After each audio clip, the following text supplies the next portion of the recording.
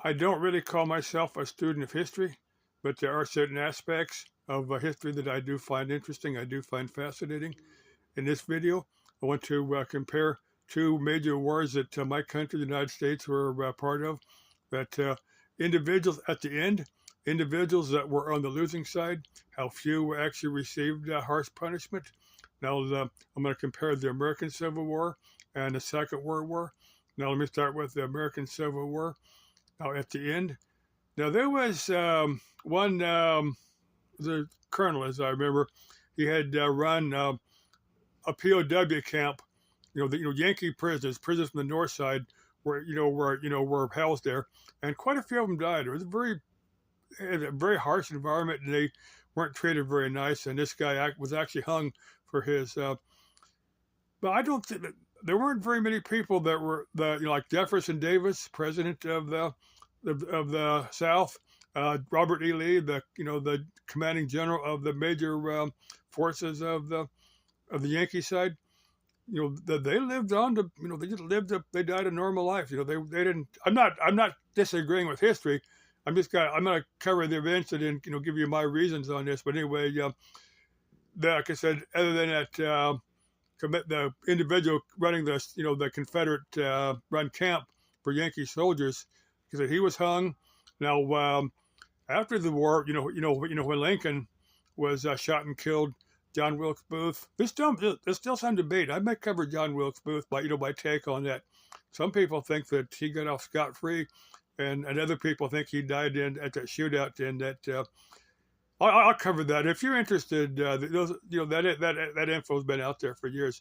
But there was a handful of conspirators that were part of the Lincoln's assassination that were hung. Beyond that, there are very few people. Now let me get to the Second World War. There was at the Nuremberg trials, that was conducted by the Allied forces, the British, the French, I think Canada, Australia. I don't know if they're part of the courts, but they're part of the Allied forces. But anyway, at Nuremberg, when they conducted the trials, there was a handful of maybe half a dozen or a dozen of the really, really bad Nazis that got hung. The rest of them got short prison sentences. They got out back in the 50s, and after that, they lived more or less normal lives, as normal as an individual that was like just could live, I suppose. But there's quite a few of the.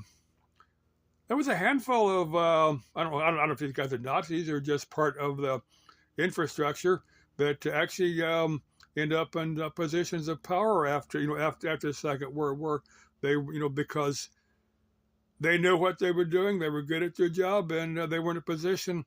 Now, let me give you my take on why I think it ended up this way on the American Civil War.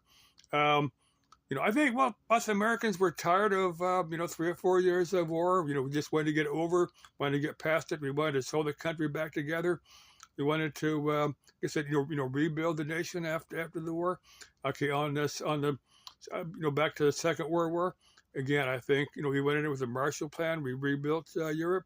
We just wanted to, wanted to get over, get beyond with it, build up the European countries, where they were back to where they were pre-war. I think that's kind of the motivation there. Plus, we wanted to, especially West Germany, we wanted to have a defensive force against the Soviet Union because back then there was an Iron Curtain. I'm gonna get to my take on the Iron Curtain here in a second. Because I was a kid, when the Iron Curtain, before the fall of the Berlin Wall. But anyway, we just wanted to build up the West, the West as a deterrent to the Soviet Union, kind of a counterbalance. We wanted to get everything back up and running again. That's my take on it. I think that's a take of a lot of historians. And I've covered Rudolf Hess a few times. Back during World War II, he was like number two to Hitler. He was in a great position of power, and he had this weird peace plan. Nobody would have ever gone for it. He was a pilot too. He flew to England. He thought he could make a deal with one of the royal family. Of course, the royal family recognized who he was and probably had him arrested. Of course, Hess spent the rest of his life in jail. But I don't get why. If I were Rudolf Hess, I would haul my ass to Switzerland. I would have tried to instigate some, being second command. He's probably going to have a few of the top military leaders behind him.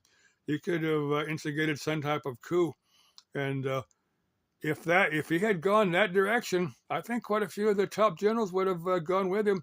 Who knows how far it would have gone? Who knows how many would have followed him? But he could have spent his life in Switzerland in a neutral country. That's what I would have done if I were in Hess's shoes. But I'm an American.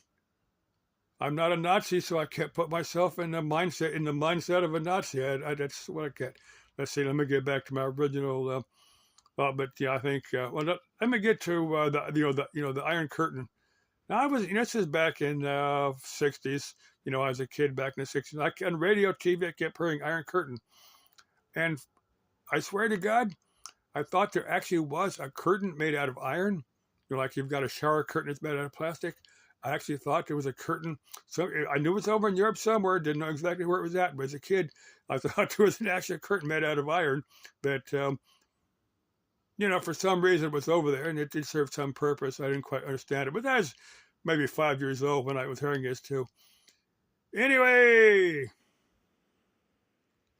das Leben ist. Let me say it right.